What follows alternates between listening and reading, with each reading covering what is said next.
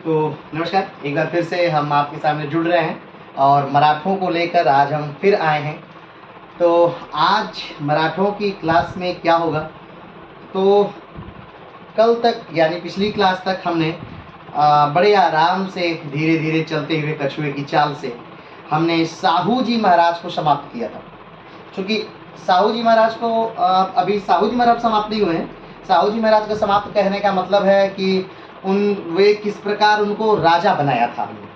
ठीक, साहू जी महाराज राजा बन चुके थे और साहू जी महाराज राजा बनने के बाद किस प्रकार से एक नए पद का सृजन करते हैं और उस नए पद में बालाजी विश्वनाथ को रखते हैं ताकि बालाजी विश्वनाथ सेनापति के पद से ऊपर उठ सके और सेनापति के पद से ऊपर उठकर वो साहू जी महाराज की सहायता कर सके। फिर हम ये भी बात करते हैं कि 1713 में किस प्रकार से साहू जी महाराज बालाजी विश्वनाथ को पेशवा बना देते। अगर बात करें कि पेशवा क्या है, तो पेशवा जो ये शब्द है, पेशवा ये फारसी शब्द है, फारसी शब्द है जिसका अर्थ होता है श्रेष्ठ, ठीक, काबिल। ठीक, और अगर बात करें कि पेशवाओं का ये शब्द या पद, इसका निर्माण या आविष्कार किसने किया, तो इसका निर्माण किया था शिवाजी महाराज ने। कब किया था ये कमेंट बॉक्स में आप बताइएगा।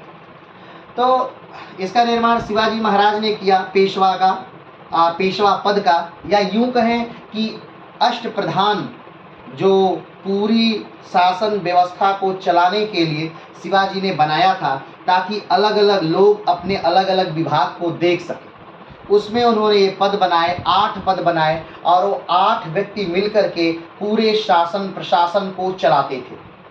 ठीक, पेशवा का जो पद था ये राजा के बाद द्वितीय सबसे महत्वपूर्ण, दूसरा सबसे महत्वपूर्ण पद था। पेशवा का अर्थ होता था सेनापति, ठीक है, एक लीडर। लेकिन जब संभाजी महाराज का शासनकाल आता है उस समय पेशवा या फिर अष्टप्रधान का जो पद था इनका महत्व खत्म कर दिया गया संभाजी द्वारा। फिर संभाजी के पुत्र, फिर संभाजी के भाई राजा राम बैठते हैं, तब भी इस पद का महत्व समाप्त ही रहता है।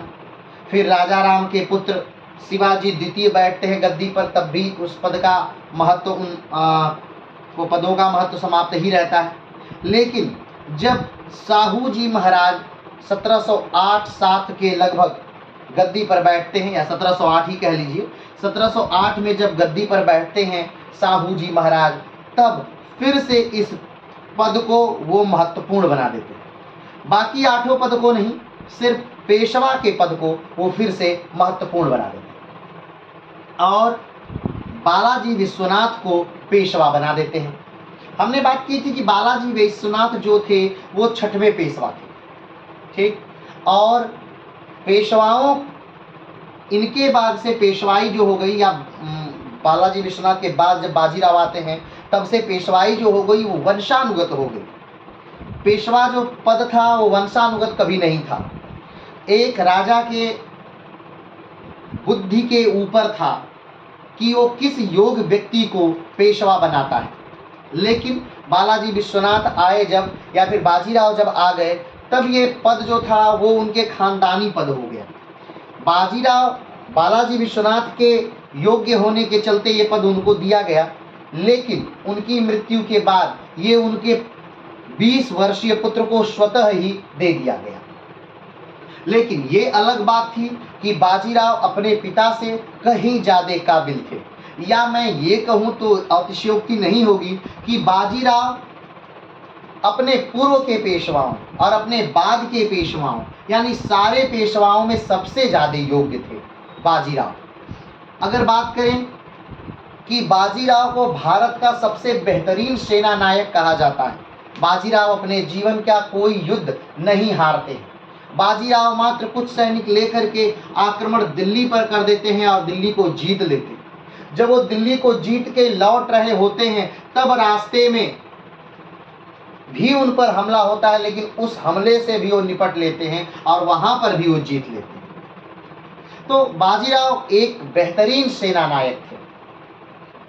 तो आज हम उसी बाजीराव के बारे में पढ़ेंगे। ध्यान रखिएगा, अभी गद्दी पर, मराठा साम्राज्य की गद्दी पर अभी भी साहू जी महाराज बैठे हुए हैं और बालाजी बाजीराव की मृत्यु हो चुकी है। ये 1720 की घटना है। 1713 में बालाजी विश्वनाथ पेशवा पद पर विराजमान होते हैं और 1720 में बालाजी विश्वनाथ मर जाते हैं और 1720 में बालाजी विश्वनाथ का 20 वर्षीय पुत्र बाजीराव का जन्म 1700 में हुआ था। ठीक, तो 1700 में जो जन्मा था बाजीराव, वो 1720 में 20 वर्ष का हो चुका है। तो 20 वर्ष का बाजीराव पेशवा का पद संभालता है और उसके बाद 1720 से लेकर 1740 तक ये पेशवा पद पर कार्यरत रहते हैं और उस दौरान ये अनगिनत लड़ाइयाँ जीतते हैं। आज तक के 400 से 500 सालों के इतिहास में मराठा पेशवा बाजीराव से बेहतरीन सेनानायक आपको ढूंढने से नहीं मिलेगा। तो आज हम उसी बाजीराव को पढ़ने वाले हैं। बाजीराव के साथ एक और चीज जुड़ी हुई है जो उन्हें और महान बना देती है। उनकी एक बड़ी, अगर भारत की प्रेम कहानियों का जिक्र जब भी होता है या विश्व की प्रेम कहानियों का जिक्र जब भी होता है, चाहे वो हीर रांझा, सोनी माहिवाल, लैला मजनू, ठीक, किसी का जिक्र जब भी होता है तब उसमें बाजीराव और मस्तानी के प्रेम के उल्लेख के बिना वो कहानियां कहीं न कहीं अधूरी रह जाती हैं। तो बाजीराव की एक बेहतरीन लव स्टोरी भी बाजीराव के साथ साथ चलती है, क्योंकि इसे जो मराठा साम्राज्य था या यूं कहें कि जो पेशवा खानदान था वो स्वीकार नहीं कर पाता। बाजीराव की जो पत्नी है वो तो अलग है, लेकिन बाजीराव की जो प्रेमिका हैं मस्तानी, उनको वो सम्मान नहीं मिल पाता है, वो दर्जा उनको नहीं मिल पाता। बाजीराव और मस्तानी का एक बालक भी हुआ। बाजीराव मस्तानी की मृत्यु एक ही वर्ष में हुई और बाजीराव की मृत्यु भी कहीं न कहीं उसी मानसिक वेदना के कारण हुई, यानी मस्तानी के वियोग के कारण ही हुई। तो आइए आज उस पूरी स्टोरी को हम शुरू से अंत तक क्या करते हैं तो जानते हैं। लेकिन यहाँ तक पहुँचने से पहले एक बार हमें फिर से पुरानी कड़ियों को जोड़ते हुए साहू जी महाराज तक पहुँचते हैं कि किस प्रकार से साहू जी एक कौन हैं, कैसे राजा बने हैं, साहू के पिता कौन हैं, उनके पिता कौन हैं और उनके पिता कौन हैं। ठीक है, तो चलिए शुरू करते हैं। लेकिन ध्यान रखिएगा, इसकी पहले की क्लासों में अभी तक हमने काफ़ी लंबा मराठा साम्राज्य को चलाया है और आज भी हम मराठा साम्राज्य में ही, और अभी भी कई लेक्चर बाद ही मराठा साम्राज्य खत्म हो जा पाएगा। लेकिन ये कंफर्म है कि जब जिस दिन मराठा साम्राज्य खत्म होगा, समाप्त तो होगा, उस दिन आपको मराठा साम्राज्य की एक एक बातें, सन, राजा, पेशवा सब याद होंगे। ये मेरी बात अगर सही हो तो जरूर से कमेंट बॉक्स में बताइए कि हाँ आपको याद हो चुके हैं, अभी तक जितने हमने पढ़ाया है या जितने हमने सन बताए हैं वो आपको याद है। अगर आप सारे वीडियो देखे हैं तो एक बार कमेंट बॉक्स में जरूर बताइए कि हाँ आपको याद है, और याद है तो पूरा क्रम सन के साथ कमेंट बॉक्स में लिखिएगा। चलिए शुरू करते हैं। तो सबसे पहले मराठा साम्राज्य जो है उसकी नींव रखने वाले व्यक्ति के बारे में बात करते हैं, जिनका नाम है शिवाजी महाराज, या यूं कहें तो छत्रपति शिवाजी। छत्रपति शिवाजी का जन्म जो है 1627 और 1630 के लगभग हुआ था। कुछ लोगों का मानना है 1627, कुछ का मानना है 1630। जब शिवाजी भारतवर्ष में हैं, शिवाजी का भारतवर्ष में जन्म हो रहा है, उसी समय भारत में एक और व्यक्ति राज कर रहा है। जब शिवाजी हैं, राजा बनते हैं, उस समय भारत में एक और व्यक्ति राज कर रहा है और वो है औरंगजेब। यानी जो नींव बाबर ने रखी थी, बाबर, हुमायूं, अकबर, जहांगीर, शाहजहां और औरंगजेब, यानी मुगलिया सल्तनत का छठवां बादशाह, और या यूं कहें तो मुगलिया सल्तनत का आखिरी बादशाह। वैसे इसके बाद बहुत सारे 12 और राजा हुए, 12 और बादशाह हुए, लेकिन कहीं न कहीं वो मुगलिया सल्तनत के हास का समय था, वो मुगलिया सल्तनत के पतन का दौर था। तो मुगलिया सल्तनत का आखिरी बादशाह ही हम औरंगजेब को मानेंगे, जो उस चरम पर था, उस ताकत पर था, उस भूराजस्व पर था, उस क्षेत्रफल पर था, उस ताकत पे था, उस सैनिक क्षमता पर था, उस भारतीय अर्थव्यवस्था पर था, उस धन और वैभव पर था। ठीक, हर चीज के चरम पर था औरंगजेब। तो जब शिवाजी महाराज का जन्म हो रहा है तो एक तरफ तो दक्षिण में बीजापुर और गोलकुंडा नामक दो बड़े राज्य, और उत्तर में, जो उत्तर से लेकर दक्षिण तक और पूरब से लेकर पश्चिम तक फैला हुआ है, पूरे भारत में लगभग फैला हुआ है औरंगजेब का शासन। ठीक, जिसके अंतर्गत पूरा भारत तो है ही, उसके अलावा आज का बांग्लादेश, आज का पाकिस्तान, आज का अफगानिस्तान तक के एरिया में फैला हुआ है। ठीक, तो ऐसे समय में शिवाजी महाराज का जन्म हो रहा है। और शिवाजी महाराज के जो पिता हैं शाहजी भोसले, ये कभी बीजापुर सल्तनत के अंतर्गत कार्य अपनी सेवा देते थे। उससे पहले अहमदनगर के अंतर्गत अपनी सेवा देते थे। ठीक, मिलिट्री जनरल पद पे थे, और कहीं न कहीं कुछ समय तक ये मुगलिया सल्तनत में भी अपनी सेवा दे चुके थे। 5000 के मनसबदार भी रह चुके थे। ये सारी बातें हो चुकी हैं। हमने ये भी बताया कि किस प्रकार बीजापुर जिस राज्य में वो कार्य कर रहे थे, वहीं के शासक ने शाहजी को गिरफ्तार किया, सिर्फ इसलिए ताकि, क्योंकि उनका पुत्र जो है शिवाजी, वो लगातार दक्षिण के किलों को जीत रहा है, तो उनसे किले लेने के लिए उनके पिता को गिरफ्तार किया जाता है। लेकिन शिवाजी कहीं न कहीं कूटनीति से अपने पिता को छुड़ा लेते हैं।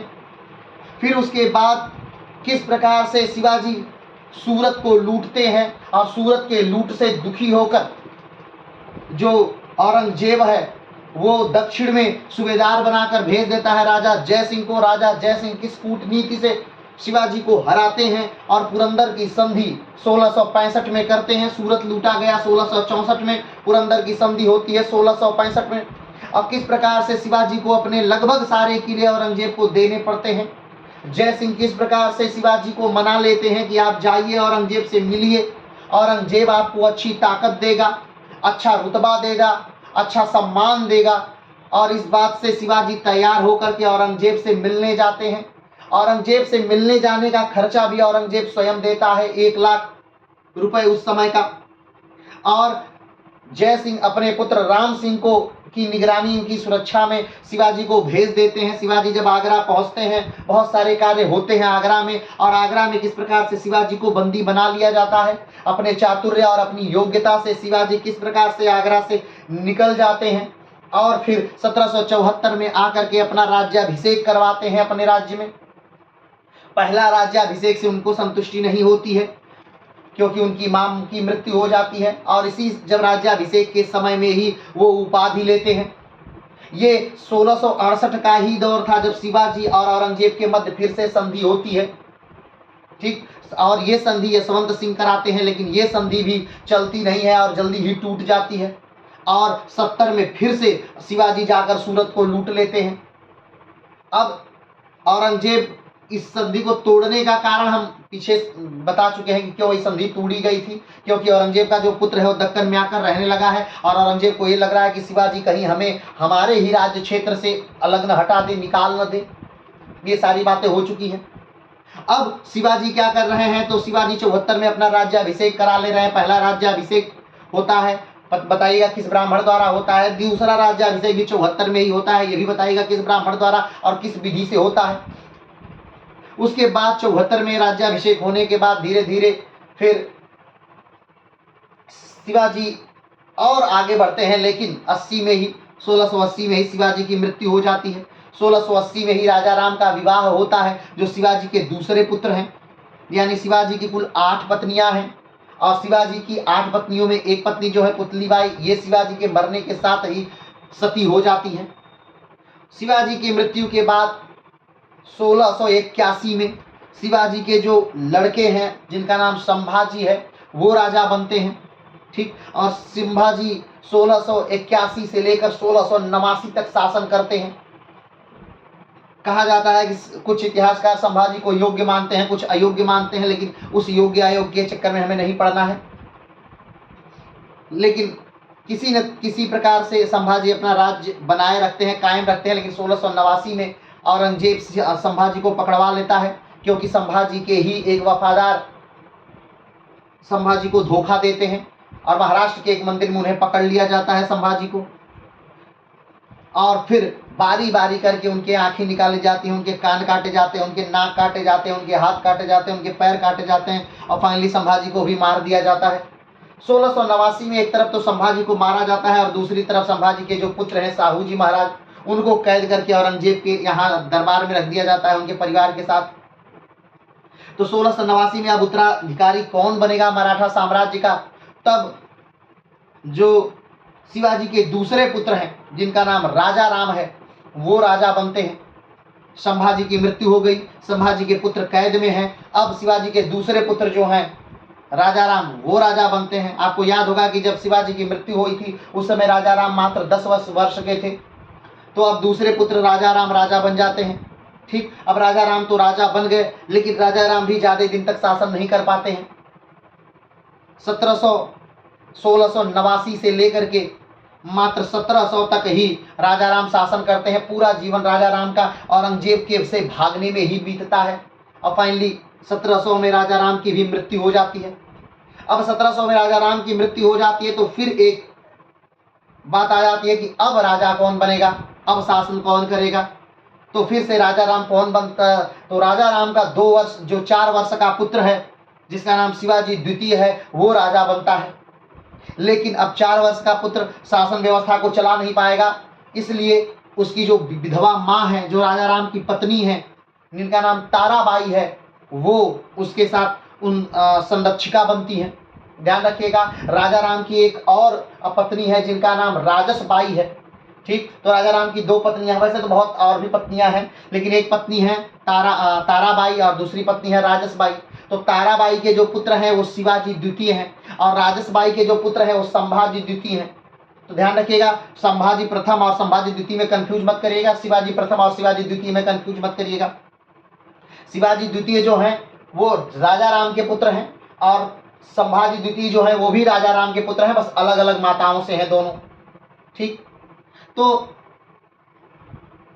क्लियर हो गई बात, आगे बढ़ते हैं। अब संभाजी भी 1707, शिवाजी द्वितीय भी ताराबाई की संरक्षण में और राजा के पद पर रहते हैं और 1700 से लेकर 1707 तक वो राज्य करते हैं।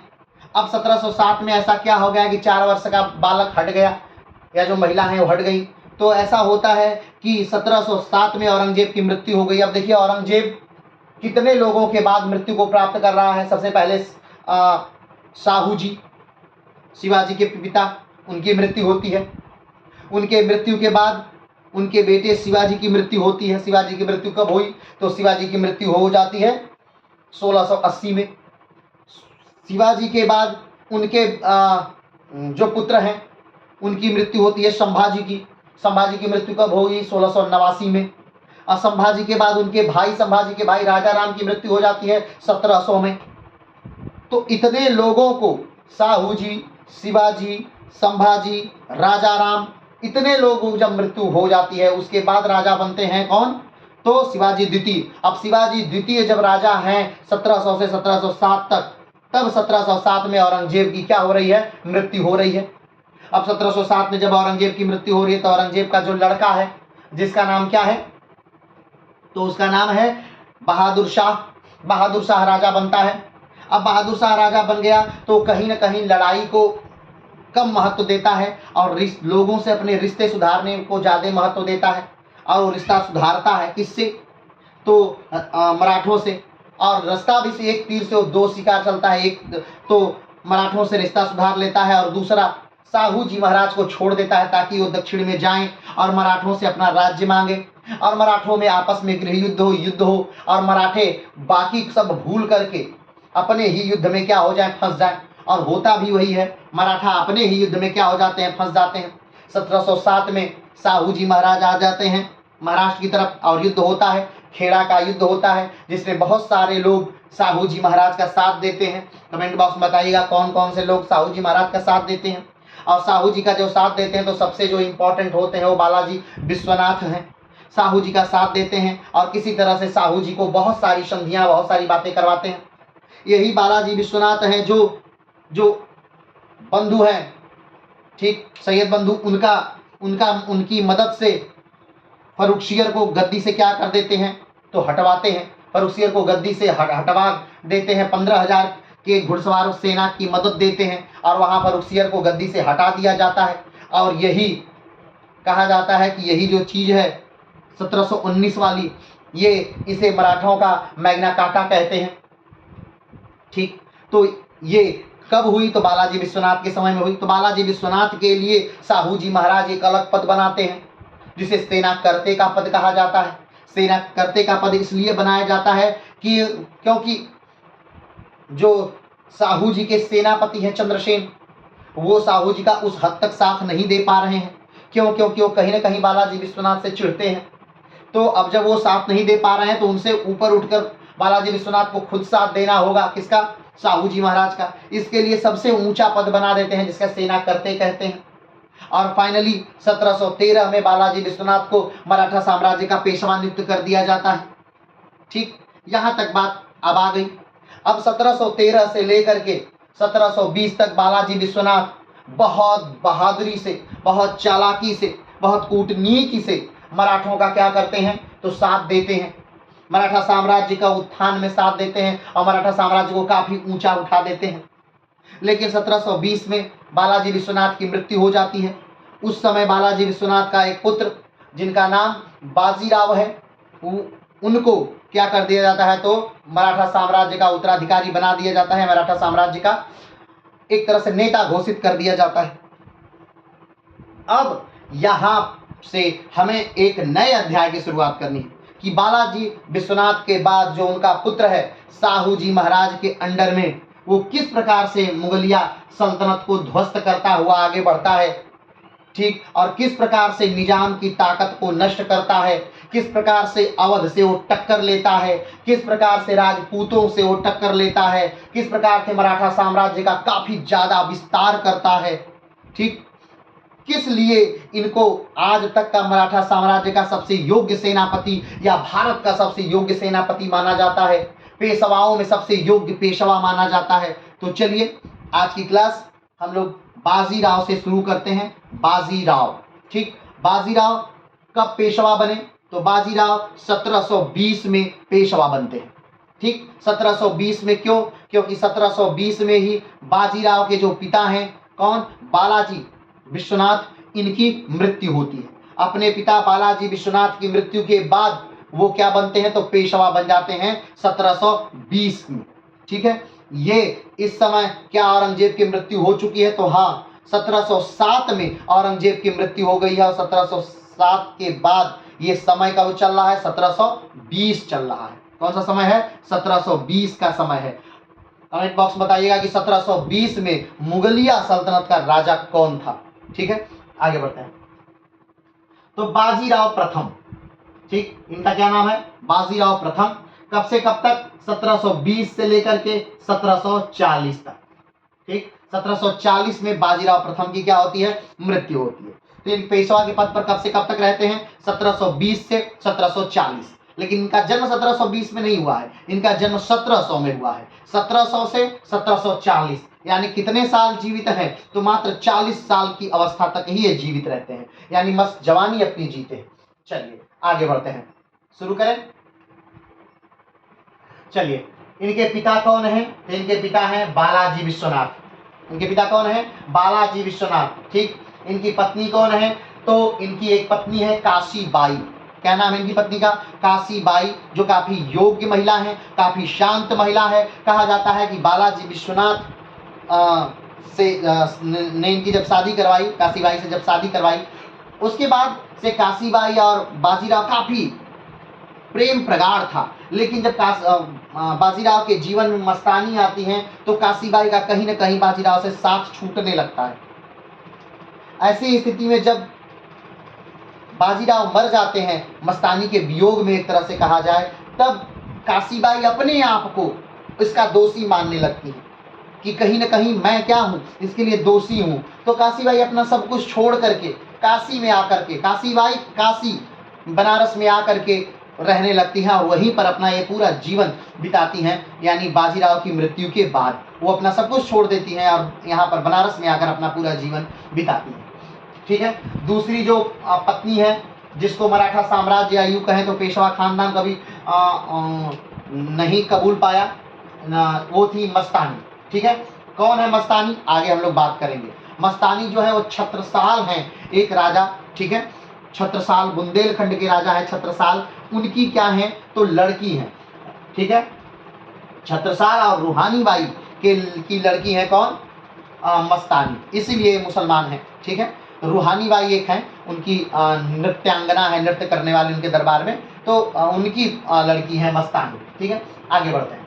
पत्नी कौन है, काशीबाई और मस्तानी। जन्म कब हुआ है, 18 अगस्त 1700 में।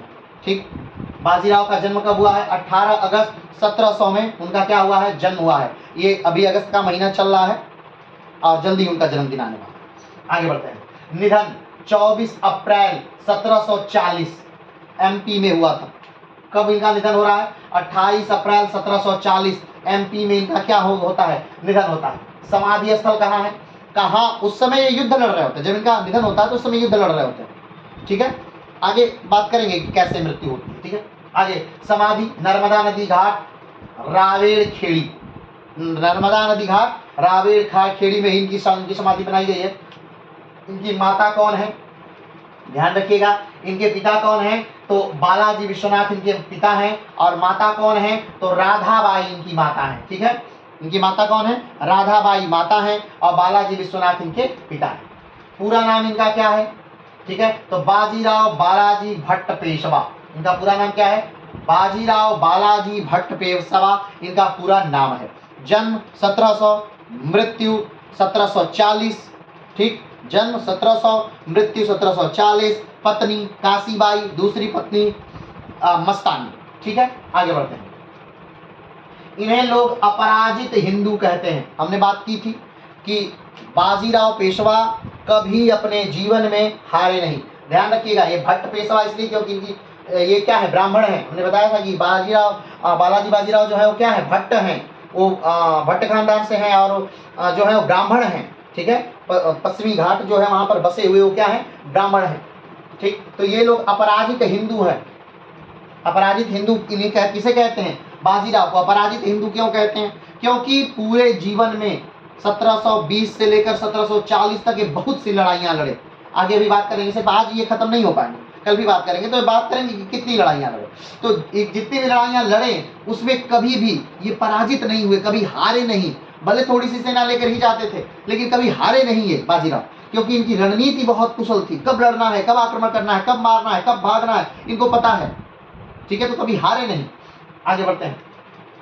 इसीलिए इस ना हारने के कारण ही बाजीराव को अपराजित हिंदू कहा जाता है। क्या, अपराजित हिंदू, अपराजित, जो कभी पराजित न हुआ हो, जो कभी हारा ना हो।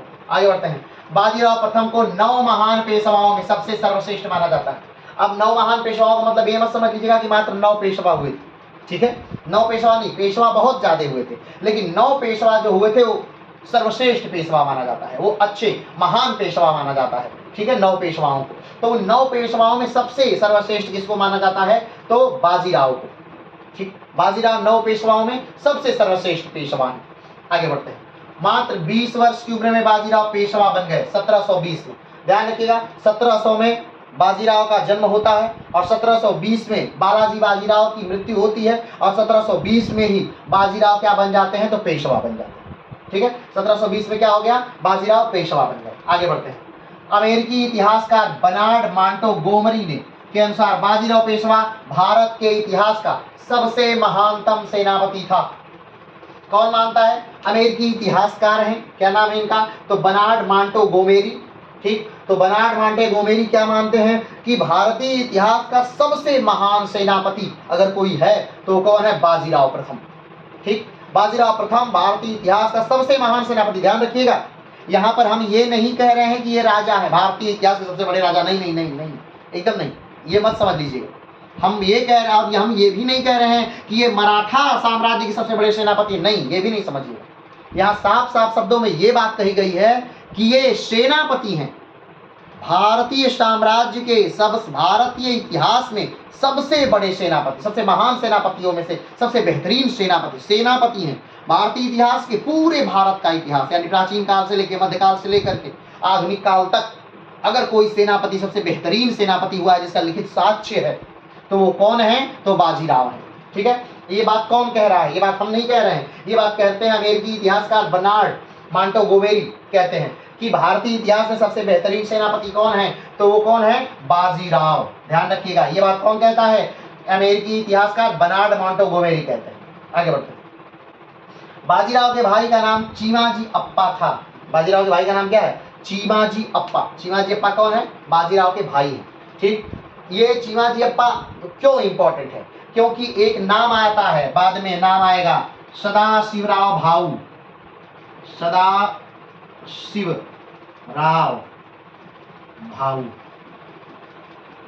ठीक, सदाशिवराव भाऊ। और ये सदाशिवराव भाऊ जो हैं ये किसके लड़के हैं, चीमाजी अप्पा के लड़के हैं। और ये सदाशिवराव भाऊ कौन है, ये सदाशिवराव भाऊ वही हैं जो 1761 में पानीपत का तृतीय युद्ध लड़ेंगे, मराठाओं का नेतृत्व करेंगे। और उस मराठा युद्ध में यानी 1761 के पानीपत के तृतीय युद्ध में अहमद शाह अब्दाली से लड़ते हुए सदाशिवराव भाऊ और विश्वासराव, ये दोनों लोग, विश्वासराव कौन है, तो वो बाजीराव के पुत्र जो हैं नाना साहब, उनके पुत्र हैं विश्वासराव। तो विश्वासराव और सदाशिवराव भाऊ ये दोनों पानीपत के तृतीय युद्ध में अहमद शाह अब्दाली द्वारा लड़ते हुए 1761 में मारे जाएंगे। ठीक है, तो यहां से देखिए, यहां से क्या हो रहा है, यहां से पेशवाओं का साम्राज्य उत्थान पर जा रहा है। ठीक, और ये जो हम बात बताए हैं 1761, यहां से पेशवाओं का जो साम्राज्य होगा वो पतन की राह पर जाएगा 1761 के बाद से। चलिए आगे बढ़ते हैं। तो बाजीराव के भाई का नाम क्या है, चीमाजी अप्पा। ठीक, आगे बढ़ते हैं। बाजीराव ने 1730 में शनिवार वाड़ा की स्थापना की थी। बहुत बेहतरीन एक महल बनवाया था बाजीराव ने, वो क्या था, शनिवार वाड़ा। क्या महल बनाया था, शनिवार वाड़ा।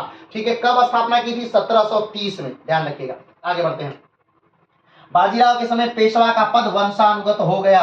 अब ध्यान रखिएगा, पहला पद किसको मिला था, इनके पिताजी जो थे वो अपने घर के पहले पेशवा थे। क्या नाम था, बालाजी बाजीराव।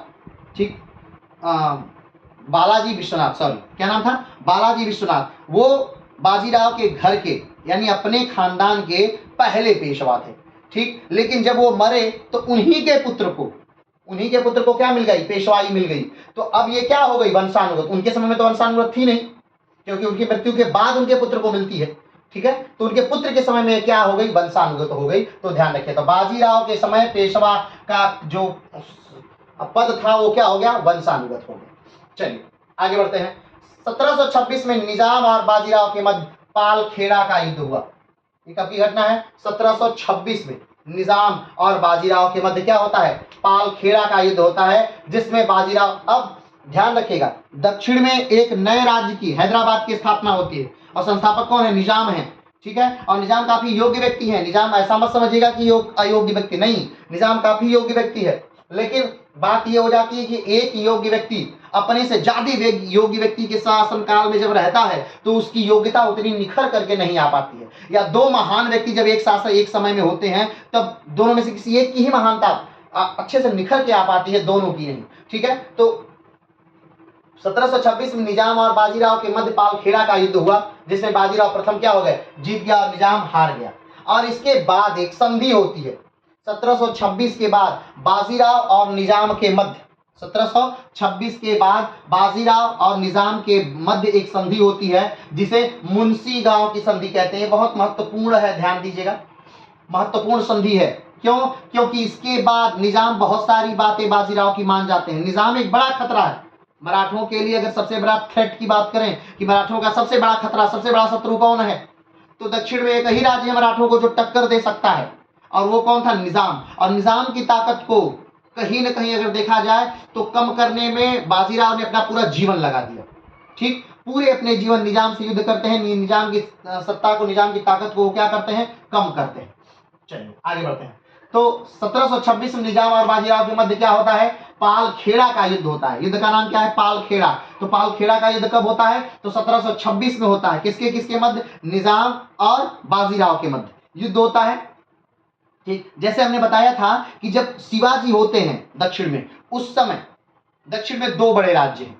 कौन कौन से, एक गोलकुंडा और दूसरा बीजापुर। और गोलकुंडा और बीजापुर दोनों को समाप्त करने वाला कौन? औरंगजेब। इन दोनों को समाप्त कर देता है। लेकिन फिर उसके बाद औरंगजेब का शासनकाल खत्म हुआ और कहीं ना कहीं मुगलिया सल्तनत कमजोर होने लगी। ठीक, तो अलग अलग जगहों पर अलग अलग लोगों ने अपनी सत्ता स्थापित कर दी। जैसे बंगाल में सत्ता स्थापित कर दी गई मुर्शिद कुली खान द्वारा। ठीक, अवध में सत्ता स्थापित कर दी गई। ठीक, वैसे ही हैदराबाद में सत्ता स्थापित कर दी गई। तो अलग अलग लोग जहां पर थे उन्होंने वहीं पर अपनी सत्ता स्थापित कर दी। तो निजाम ऐसा नहीं है कि वो ये कहते थे कि मैं मुगलिया सल्तनत से स्वतंत्र हूं, ऐसा नहीं वो कहते थे। लेकिन हाँ, कहीं ना कहीं अगर देखा जाए तो मुगलिया सल्तनत का यहां पर कोई नियंत्रण नहीं था। ठीक, तो ये एक तरह से स्वतंत्र ही थे। हाँ, ये बात अलग है कि ये मानते थे कि नहीं मैं मुगलिया सल्तनत का अंग हूं, लेकिन एक तरह से इसमें मुगलिया सल्तनत का कोई कंट्रोल नहीं था। तो यहां पर स्थापना हो चुकी थी हैदराबाद की। तो यहीं से हैदराबाद के निजाम का जन्म होता है। इसके बारे में हम बात करेंगे, हैदराबाद बाद में हम पढ़ेंगे, आधुनिक भारत में धीरे धीरे पढ़ेंगे। ठीक है, चिंता मत करिएगा, आगे बढ़ते हैं। तो 1726 में निजाम और बाजीराव के मध्य पालखेड़ा का क्या होता है? युद्ध होता है, जिसमें बाजीराव प्रथम क्या होते हैं? जीत जाते हैं। बाजीराव प्रथम पालखेड़ा के युद्ध में 1726 में जो पालखेड़ा का युद्ध होता है उसमें बाजीराव प्रथम क्या हो जाते हैं? जीत जाते हैं। और बाजीराव प्रथम जब जीत जाते हैं निजाम से, तब 1728 में युद्ध होता है 26 में, लेकिन मुंगीगा गांव की जो संधि होती है वो 1728 में होती है, जो इन दोनों के मध्य होती है। किसके मध्य होती है? तो बाजीराव और निजाम के मध्य संधि हो जाती है। ठीक है, मुंगी गांव की संधि। अब इस संधि के अंतर्गत क्या क्या निर्धारित किया जाता है? तो नंबर एक बात जो निर्धारित किया जाता है कि निजाम ने साहू को राजा स्वीकार कर लिया। निजाम क्या मान लेते हैं? ठीक है, साहू राजा है, चलिए ये मान लिए हम। तो साहू क्या है? राजा है। इससे पहले याद करिएगा 1619 में जो संधि हुई है मराठा और मुगलों के बीच, तो ध्यान दीजिएगा, हमने बताया था उस समय मुगल कोई का सत्ता है ही नहीं, हो तो कुछ लोग के चला रहे हैं। तो उस समय मुगलों ने मराठों ने स्वीकार किया था कि मुगल भारत के पूर्ण सत्ता के मालिक हैं। ठीक, और मुगल ने स्वीकार किया था कि हाँ, मराठा साम्राज्य के उत्तराधिकारी साहू जी महाराज हैं। ये बातें हो चुकी हैं मुगलिया सल्तनत से जब संधि हुई है। इसी संधि को मराठों का मैना काटा कहा जाता था, ये कहा जाता है, याद रखिएगा। आगे बढ़ते हैं। तो मुंगी गांव की जो संधि होती है उसके अंतर्गत निम्न शर्तें रखी जाती हैं। तो पहली शर्त क्या थी? निजाम ने साहू को राजा स्वीकार कर लिया। ध्यान दीजिएगा, निजाम जो है ये कहीं ना कहीं मुगलिया सल्तनत के अंग है, तो ये साहू को क्या मान लेते हैं? राजा मान लेते हैं। ठीक है भाई, हम आपको राजा मान लिए। पहली शर्त, अपने राज्य से मराठा सेनाओं को जाने का रास्ता देते हैं। अगर युद्ध हो रहा है तो युद्ध में जाने के लिए उनके राज्य से हट कर जाना पड़ता था, तो बहुत ज्यादा दूरी तय करनी पड़ती थी। लेकिन अब अगर उन्हें उत्तर की तरफ जाना है मराठा साम्राज्य को, मराठा सैनिकों को, ठीक, तो उन्हें रास्ता दे दिया गया कि चलिए ठीक है, आप निजाम के क्षेत्र से होकर के जा सकते हैं। आगे बढ़ते हैं। निजाम कह देते हैं कि ठीक है, चौथा और सरदेशमुखी कर आप मेरे क्षेत्र से क्या कर सकते हैं? वसूल सकते हैं। चौथा और सरदेशमुखी कर अब निजाम के क्षेत्र से वसूला जा सकता है। ये किस संधि के अंतर्गत बात सामने आई? तो मुंगी शिवगांव की संधि के बाद ये बात आई कि ठीक है, पहली बात कि निजाम साहू को राजा मान लिए, निजाम के क्षेत्र से साहू की जब सेना मन करे जा सकती है। ठीक, और जो चौथ और सरदेशमुखी है, जो प्रमुख कर हैं मराठाओं के, वो वसूले जाएंगे निजाम के क्षेत्र से। अगला, राजा राम की दूसरी पत्नी के पुत्र। अब एक बात ध्यान दीजिएगा, आपको याद होगा कि जो बालाजी विश्वनाथ हैं, कौन? बालाजी विश्वनाथ, वो ताराबाई को हटाने के लिए, ताराबाई कौन? ताराबाई विधवा है राजा राम की। ताराबाई विधवा है राजा राम की। जब राजा राम की मृत्यु होती है 1700 में, राजा राम कौन? मराठा साम्राज्य के राजा। किसके बाद गद्दी पर बैठे? तो संभाजी महाराज। 1789 में संभाजी महाराज को जब मार दिया गया, उसके बाद मराठा गद्दी पर बैठे कौन? राजा राम। संभाजी महाराज के बेटे क्यों नहीं बैठे? संभाजी महाराज के भाई राजा राम क्यों बैठे? क्योंकि साहू जी जो संभाजी के बेटे हैं, इनको कैद कर लिया गया है औरंगजेब द्वारा, इसलिए गद्दी पर नहीं बैठते हैं। तो संभाजी महाराज के भाई, सौतेले भाई, और या यूं कहें तो शिवाजी महाराज के छोटे पुत्र राजा राम गद्दी पर बैठते हैं। और राजा राम की मृत्यु हो जाती है 1700 में। और 1700 में जब राजा राम की मृत्यु होती है, तब ताराबाई गद्दी पर बैठती हैं। अपने 4 वर्षीय पुत्र की संरक्षिका बनकर। तो 1700 से लेकर 1707 तक ताराबाई राज्य करती हैं, लेकिन 1707 में जब साहू जी महाराज वापस आते हैं तब ताराबाई और साहू जी महाराज में युद्ध होता है, और जो युद्ध है वो कौन जीत जाता है? साहू जी महाराज जीत जाते हैं। लेकिन ताराबाई कहीं चुप नहीं है, ताराबाई क्या करते हैं? फिर से सत्ता हासिल करने का प्रयास करती हैं। तो ताराबाई की सत्ता को कम करने के लिए राजा राम की जो दूसरी पत्नी है, ठीक है, राजसबाई, इनको इनके पुत्र संभाजी द्वितीय को विश्वनाथ, बालाजी विश्वनाथ ने ही क्या बना दिया था? कोल्हापुर का राजा बना दिया, ठीक है। लेकिन बालाजी विश्वनाथ की जब मृत्यु होती है तब तक कोल्हापुर के जो राजा हैं संभाजी द्वितीय काफी ताकतवर हो गए हैं। ध्यान दीजिएगा, काफी क्या हो गए हैं? ताकतवर हो गए हैं। और जब काफी ताकतवर हो गए हैं तो अब ये राजा मानने से इनकार करते हैं। किसको? साहू जी महाराज को। कहते नहीं, हम आपको राजा नहीं मानते, हम आपको राजा अब ये नहीं मान रहे हैं राजा। क्यों? क्योंकि इन्हें लगता है कि भाई साहब अब तो बालाजी विश्वनाथ है नहीं, अब ताकत उतनी है नहीं। लेकिन उन्हें क्या पता है कि बाजीराव बालाजी से कहीं ज्यादा योग्य है, ठीक। तो ध्यान दीजिएगा कि राजा राम की दूसरी पत्नी संभाजी द्वितीय को 1730 में श्रीपत सौ ने वरना नदी के तट पर पराजित कर दिया, और 1731 में वरना की संधि हुई। 1731 में क्या हुई? वरना की संधि हुई, और संभाजी द्वितीय ने साहू जी को अपना राजा मान लिया। ध्यान रखिएगा, संभाजी द्वितीय को इसी साहू के जो पेशवा हैं बालाजी विश्वनाथ, वो गद्दी पर बैठाते हैं, ठीक, ताकि ताराबाई को कंट्रोल किया जा सके। और जब ये पेशवा बने, इन्हें थोड़ा टाइम हो जाता है, अपनी शक्ति अर्जित कर लेते हैं, तब ये साहू जी को ही पेशवा मानने, राजा मानने से इनकार कर देते। कहते नहीं, हम भी तो उसी खून से हैं, तो हम पेशवा हैं, आप पेशवा नहीं हैं, ठीक। लेकिन 1700 कब की बात है ये? 1730 में श्रीपत सौ ने वरना नदी के तट पर पराजित कर दिया। किसको? संभाजी द्वितीय को। और इसके बाद क्या होती है? इसके बाद जो संभाजी द्वितीय है वो मान लेते हैं कि ठीक है, आप जो है साहू जी महाराज, हम आपको राजा मानते हैं। चलिए आगे बढ़ते हैं। भोपाल का युद्ध 1737। अब एक कहानी है, उसे थोड़ा समझिएगा। जब आज में तो नहीं, कल के वीडियो में इस कहानी को और ज्यादा हम अच्छे से समझ लेंगे, लेकिन थोड़ा सा फिर भी इस कहानी को समझिएगा। बात यह है कि अवध के नवाब से, ठीक, जो बाजीराव है वो कुछ क्षेत्रों को मांगते हैं, ठीक। अवध के नवाब जो हैं उनसे बाजीराव कुछ क्षेत्रों को मांगते हैं। अवध के नवाब बाजीराव को वो क्षेत्र देने से इनकार कर देते हैं कि भाई हम आपको क्षेत्र इलाहाबाद और बनारस नहीं देंगे। अब जब इनकार कर देते हैं तब बाजीराव ने एक व्यक्ति की मदद से, मतलब एक व्यक्ति को सेनापति बनाते हैं और कहते हैं जाइए आप अवध के नवाब पर आक्रमण करिए। अवध के नवाब बड़े आराम से उनको हरा देते हैं। बाजीराव को नहीं, बाजीराव ने जिनको भेजा है उनको बड़े आराम से हरा देते हैं। ध्यान दीजिएगा फिर से, बाजीराव प्रथम जो हैं ये अवध के नवाब से 2 क्षेत्र मांगते हैं, इलाहाबाद और बनारस। अवध के नवाब ये दोनों क्षेत्र देने से मना कर देते हैं बाजीराव प्रथम को। इसके चलते बाजीराव प्रथम एक सेना भेजते हैं अवध के नवाब से लड़ने के लिए। वो सेना अवध के नवाब से हार जाती है, और जब वो सेना अवध के नवाब से हार कर दक्षिण में भाग जाती है तब अवध के नवाब पूरे एरिया में, क्षेत्र में हल्ला कर देते हैं, बता देते हैं सबको कि बाजीराव हमसे क्या हो गए, हार गए, ठीक। अब ये बात सुनकर बाजीराव को बहुत गुस्सा आता है, और बाजीराव मात्र कुछ सैनिकों के साथ दिल्ली पर क्या कर देते हैं? आक्रमण कर देते हैं। अब जब बाजीराव दिल्ली पर आक्रमण उस समय किए, उस समय दिल्ली में काफी कम सेना थी, तो बाजीराव दिल्ली को क्या कर लेते हैं? जीत जाते हैं, ठीक है। दिल्ली को क्या करते हैं? बाजीराव जीत जाते हैं। दिल्ली पर कब आक्रमण करते हैं? 1737 में। 1737 में बताइएगा, 1737 में दिल्ली पर शासन कौन कर रहा था? कमेंट बॉक्स में बताइएगा। तो 1737 में बाजीराव दिल्ली पर आक्रमण करते हैं और दिल्ली को क्या कर लेते हैं? जीत लेते हैं। और दिल्ली से जब वापस आ रहे होते हैं तब जो निजाम हैं इनसे मदद मांगते हैं अवध के नवाब, और कहते हैं कि बाजीराव यहां से लड़कर गया है, उसके पास सेना कम है, उसे कहीं न कहीं घेर लीजिए और उसे मार दीजिए, खत्म कर दीजिए। अब इस अवसर का लाभ उठाने के लिए निजाम अपनी सेना लेके तुरंत भोपाल में आ जाते हैं। यह भी घटना 1737 की ही है।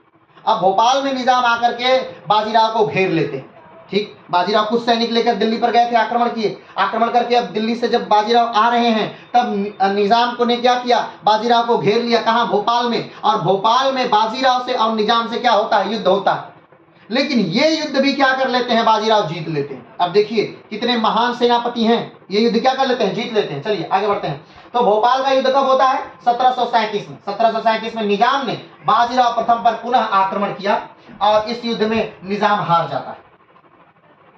ठीक, भोपाल के युद्ध के बाद 1738 में दुरई सराय की संधि होती है। अब ध्यान दीजिए, फिर से संधि हो रही है, किसके किसके मध्य, निजाम और बाजीराव के मध्य। कब, 1738 में दुरई सराय की संधि निजाम और बाजीराव के बीच हुई। ठीक है, और इसमें भी बहुत सारी, पहले तो हार का खर्चा और भी बहुत कुछ निजाम को क्या करना पड़ा, देना पड़ा। चलिए इस बात को हम कल और विस्तार से डिस्कस करेंगे। चलिए आगे बढ़ते हैं। भोपाल का युद्ध कब हुआ था, तो भोपाल का युद्ध कब हुआ था, तो 1737 में हुआ था। किसके किसके मध्य हुआ था, तो भोपाल का युद्ध बाजीराव और निजाम के मध्य हुआ था। कब हुआ था, तो जब बाजीराव दिल्ली पर आक्रमण करके वापस आ रहे थे तब हुआ था। दिल्ली पर आक्रमण क्यों किया था, क्योंकि अवध के नवाब ने क्या कर दिया था, बनारस और इलाहाबाद का क्षेत्र देने से मना कर दिया। चलिए आगे बढ़ते हैं। भोपाल के युद्ध के बाद 17 दुरई की संधि निजाम और बाजीराव के मध्य हुई थी। इस समय बुंदेलखंड का शासक कौन है, छत्रसाल था। अब बात आती कि बुंदेलखंड कहाँ है, तो आप मध्य प्रदेश देख रहे हैं, मध्य प्रदेश के उत्तर वाला, उत्तर पश्चिम का जो क्षेत्र है वो बुंदेलखंड है। थोड़ा सा देख लीजिएगा मैप में।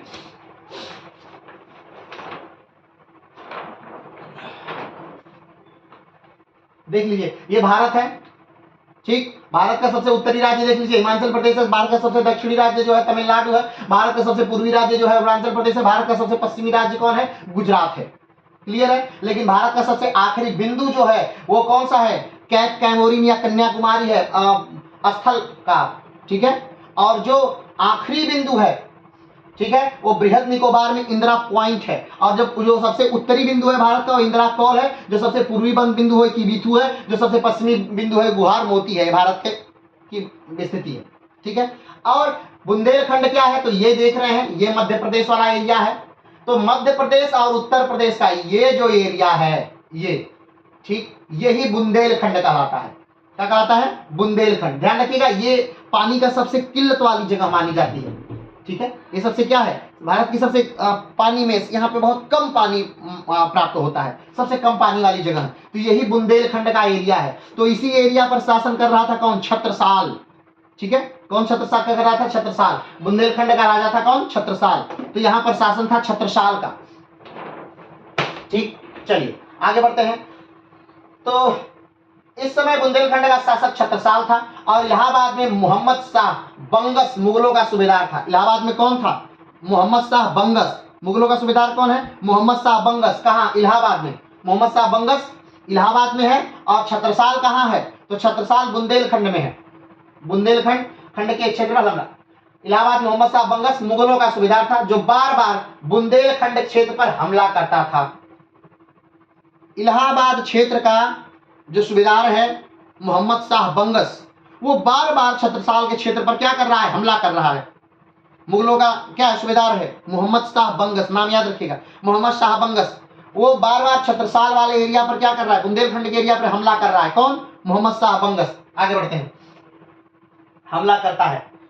1729 में छत्रसाल ने मोहम्मद शाह बंगस से बचने के लिए बाजीराव से सहायता मांगी। अब मोहम्मद शाह बंगस एक भारी सेना लेकर आक्रमण कर देता है बुंदेलखंड पर। और जब बुंदेलखंड को लगता है कि हम इसमें तो जीत नहीं पाएंगे क्योंकि मुगल आर्मी है भाई। अब मुगल आर्मी कितनी भी अपने ढहने की स्थिति में है, फिर भी वो मुगल आर्मी है, बड़ी आर्मी है। ठीक, तो छत्रसाल सहायता मांगते हैं। किससे सहायता मांगते हैं, तो मराठा पेशवा से सहायता मांगते हैं, बाजीराव से सहायता मांगते हैं। अब कहा तो ये भी जाता है कि वो सहायता मांगने के लिए वो अपनी पुत्री को ही भेजते हैं। किसको, मस्तानी को भेजते हैं। मस्तानी ही सहायता मांगने आती है। चलिए ये हो सकता है किदवंती हो, दंतकथा हो। आगे बढ़ते हैं। तो 1729 में छत्रसाल मोहम्मद बंगस से बचने के लिए बाजीराव से सहायता मांगते हैं। अब बाजीराव इनको क्या करते हैं, सहायता प्रदान करते हैं। और बाजीराव सहायता प्रदान ही नहीं करते हैं और उस सहायता से छत्रसाल जीत जाते हैं। मोहम्मद शाह बंगस पर अपनी स्थिति मजबूत कर लेते हैं। मोहम्मद शाह बंगस को हरा देते हैं छत्रसाल। ठीक है, एक अपनी घटना है तो 1729 की घटना है, ध्यान दीजिएगा। 1729 में मोहम्मद शाह बंगस हार जाते हैं और 1729 में मोहम्मद शाह बंगस को क्या कर लिया जाता है, जीत लिया जाता है। ठीक है, किसके द्वारा? छत्रसाल के द्वारा। आगे बढ़ते हैं। 1729 में छत्रसाल ने मोहम्मद शाह बंगस से बचने के लिए बाजीराव से सहायता मांगता है। बाजीराव छत्रसाल से मदद करता है और छत्रसाल युद्ध जीत जाता है। इस जीत का खुशी में छत्रसाल झांसी, कालपी, ठीक है, सिरोग, भाटा, ठीक है, कूच बाजीराव को उपहार स्वरूप दे देते हैं। अब देखिए कौन कौन सा एरिया, कैसे समझिए। मोहम्मद शाह बंगस इलाहाबाद का सूबेदार है। मोहम्मद शाह बंगस इलाहाबाद का सूबेदार है और वो बुंदेलखंड के इलाके पर बार बार क्या कर रहा है? आक्रमण कर रहा है। ठीक, और एक बार जब वो बड़ी सेना लेकर के बुंदेलखंड के इलाके पर आक्रमण करता है छत्रसाल पर, तब छत्रसाल बचने के लिए बाजीराव से सहायता मांगते हैं। बाजीराव सहायता दे देते हैं और छत्रसाल जीत जाते हैं। अब जब छत्रसाल जीतते हैं तो बहुत सारा भूभाग छत्रसाल गिफ्ट करते हैं बाजीराव को। तो कौन कौन सा भाग है जिसको गिफ्ट करते हैं बाजीराव को? ठीक है, तो ध्यान रखिए, झांसी देते हैं छत्रसाल, उसके बाद कालपी देते हैं। ठीक है, तो झांसी, कालपी, सिरोग, भाटा, कूच बाजीराव को उपहार स्वरूप देते हैं। ठीक, यहीं पर बाजीराव मस्तानी से पहली बार मिलते हैं। ठीक है, बाजीराव मस्तानी से क्या करते हैं? यहीं पर पहली बार मिलते हैं। कहा जाता है कि बाजीराव इस युद्ध में घायल हो जाते हैं और बाजीराव की जो देखभाल है वो मस्तानी ही करती है और इसी दौरान दोनों से प्रेम हो जाता है। ठीक, और कहा जाता है कि इसी में बाजीराव मस्तानी को फिर लेकर के मराठा अपने प्रदेश चले जाते हैं और फिर वहीं से उनकी लव स्टोरी क्या होती है? शुरू होती है। लोग बाजीराव को अपने क्या कहते हैं कि जगह से निकालने के लिए सोचते हैं, उनके पद से उन्हें हटाने के लिए सोचते हैं। क्यों? क्योंकि कहीं ना कहीं जात का, कहीं ना कहीं धर्म का बहुत ज्यादा उस समय पाखंड है। ठीक, तो एक मुस्लिम माँ की पैदाइश होने के कारण उन्हें काफी उपेक्षा झेलनी पड़ती है। किसको? तो मस्तानी को। आगे बढ़ते हैं, पहली बार मिलते हैं। इन दोनों का एक बालक भी हुआ जिसका नाम शमशेर सिंह था। अब मस्तानी और बाजीराव का एक लड़का भी होता है जिसका नाम क्या है? शमशेर सिंह। क्या नाम है? शमशेर सिंह। बाजीराव और मस्तानी का एक बालक है जिसका नाम क्या है? शमशेर सिंह नाम है। ठीक है, मस्तानी किसकी लड़की है? तो छत्रसाल की लड़की है। तो आप कहेंगे छत्रसाल तो हिंदू है। हाँ, छत्रसाल हिंदू है, लेकिन मस्तानी की जो माँ है वो कौन है? रूहानी बाई। और रूहानी बाई कौन है? रूहानी बाई छत्रसाल के दरबार में एक नाचने वाली महिला है। ठीक है, तो ये मस्तानी उस रूहानी बाई की लड़की है। चलिए आगे बढ़ते हैं। बाजीराव को दूसरे घर में प्रेम की वजह से बहुत ही प्रताड़ना झेलनी पड़ी। लोगों ने पेशवा परिवार का बहिष्कार कर दिया। अब ध्यान दीजिए, कहीं न कहीं इनका पेशवा परिवार का बहिष्कार होने लगा मस्तानी की वजह से। अब मस्तानी को रहने के लिए एक अलग महल इन्होंने दिया कि ठीक है, आप तुम अलग महल में रहो, तुम मेरे महल में मत रहो। अगर लोगों को इतनी परेशानी है तुम मेरे महल में नहीं मत रहो, तुम अलग महल में रहो। उसे अलग महल में रखा जाता है। ठीक, लेकिन सबकी कहीं न कहीं पैनी निगाहें मस्तानी पर हैं और बार बार मस्तानी को किसी न किसी प्रकार से लज्जित किया जा रहा है। एक बार जब नर्मदा घाटी में बाजीराव लड़ने के लिए आ रहे हैं, ठीक है, ये घटना कब की है? 1740 की है। 1740 में बाजीराव नर्मदा घाटी कहाँ है? तो आइए देखते हैं। ध्यान दीजिए, ये भारत का मैप है और मध्य प्रदेश में एक जगह है जिसका नाम है अमरकंटक। ठीक, अमरकंटक से दो मुख्य नदियां निकलती हैं। वैसे तो अमरकंटक से बहुत सारी नदियां निकलती हैं, ठीक है, लेकिन दो मुख्य नदियां निकलती हैं अमरकंटक से। एक है नर्मदा और दूसरा है सोन। ठीक, दोनों नदियां विपरीत दिशाओं में जाती हैं। जो नर्मदा है वो आकर के आपके अरब सागर में गिर जाती है और जो सोन है वो आकर के गंगा में मिल जाती है, बिहार में गंगा में मिल जाती है। तो और ये नर्मदा, अब आप देखेंगे कि भारत इधर इस तरफ ऊंचा है, इस तरफ नीचा है, तो सारी नदियां, अधिकतर नदियां इधर से निकलकर इधर आती हैं। ठीक है, चाहे वो गोदावरी हो, चाहे वो कृष्णा हो, चाहे वो कावेरी हो, ठीक है, वो सारी नदियां इधर से निकलकर इस तरफ आती हैं।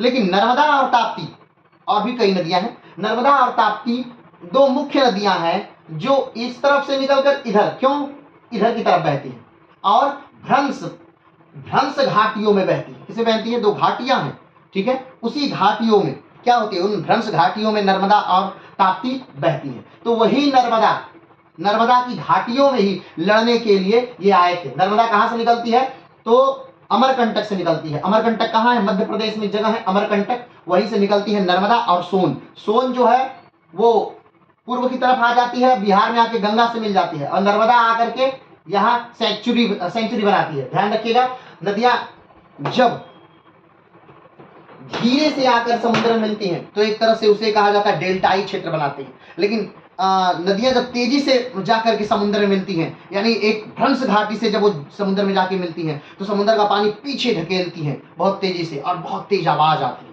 चलिए आगे बढ़ते हैं। तो इसी नर्मदा भ्रंश घाटी में आकर के जब वो लड़ने के लिए नर्मदा घाटी में आकर आते हैं जब बाजीराव प्रथम लड़ने के लिए, तो उस समय बाजीराव प्रथम के जो लड़के हैं नाना साहब, वो गिरफ्तार कर लेते हैं। किसको, तो मस्तानी को गिरफ्तार कर लिया जाता है। अब जब ये समाचार बाजीराव को मिलता है तो बाजीराव बहुत दुखी होते हैं, मानसिक रूप से बहुत दुखी होते हैं, क्योंकि पहले से ही बहुत प्रताड़ना झेल रहे हैं। इतना सब कुछ मराठा साम्राज्य के करने के बाद भी मराठा साम्राज्य के जो लोग हैं इस छोटी सी बात को स्वीकार नहीं कर पा रहे हैं। इस महान व्यक्ति की महानता को नहीं देख रहे हैं, उसके शौर्य को नहीं देख रहे हैं, उसके विचार, उसके रण कौशल को नहीं देख रहे हैं। वो कहीं ना कहीं एक घसीटा छोटी सी घटिया बात को लेकर के इनको कहीं ना कहीं बहुत परेशान कर रहे हैं। तो अब वहां मानसिक तौर पे कहा जाता है कि बाजीराव पागल हो गए। बाजीराव मानसिक स्थिति बहुत कमजोर हो गई, वो बार बार बहुत ज्यादा ज्वर से पीड़ित हो गए, वो बार बार मस्तानी मस्तानी मस्तानी मस्तानी चिल्लाने लगे। अब जब ये बात इनकी मां को पता चली तो उन्होंने कहा कि ठीक है, एक काम करिए, मस्तानी को छोड़ दीजिए। तो वहां से उन्होंने मस्तानी को छोड़ दिया, कहा कि तुम जाओ। लेकिन फिर रास्ते में बालाजी ने, यानी जो बाजीराव के पुत्र हैं, वो फिर से पकड़ लिए और अपनी मां, ठीक अपनी मां को भेज देते हैं। किनका, कौन है, काशीबाई। वो काशीबाई को भेज दिए, ठीक है आप जाइए, मस्तानी को नहीं भेजिए, मस्तानी को कैद कर लिया गया, आप जाइए। काशीबाई को भेज दिया जाता है। और अब काशीबाई जब आती हैं तो काशीबाई देखती है कि बहुत टूट रहे हैं, और काशीबाई बहुत दुखी हैं। काशीबाई किसी तरह अब अंतिम में काशीबाई भी चाहती हैं कि ठीक है मस्तानी को छोड़ दिया जाए, लेकिन कहीं ना कहीं तब तक बहुत लेट हो चुका है और इधर इनकी मृत्यु हो जाती है, बाजीराव की मृत्यु हो जाती है। तो बाजीराव 1740 में एक वियोग में तड़प के, प्रताड़ना से, मानसिक कलह से इनकी मृत्यु हो गई। और उधर कहा जाता है कि जो इनकी मृत्यु का समाचार मस्तानी को मिला तो उधर मस्तानी मर गई कैद में। अब जो भी रहा, लेकिन 1740 में बाजीराव भी मर गए और 1740 में मस्तानी भी मर गई। तो एक महान देशभक्त का, या यूं कहे तो महान सेना नायक का की मृत्यु हो जाती है, और एक प्रेम का, एक महान प्रेम का भी क्या हो जाता है, अंत हो जाता है। तो आज की क्लास में सिर्फ इतना ही, लेकिन ये अभी बाजीराव अभी जारी रहेंगे। अभी काफी लंबा इनका युद्ध इतिहास है, काफी लंबे युद्ध अभी इन्होंने किए हैं, तो सारी बातें अभी हम आगे के लेक्चर में करेंगे। तो आज के लिए इतना ही, तब तक के लिए नमस्कार।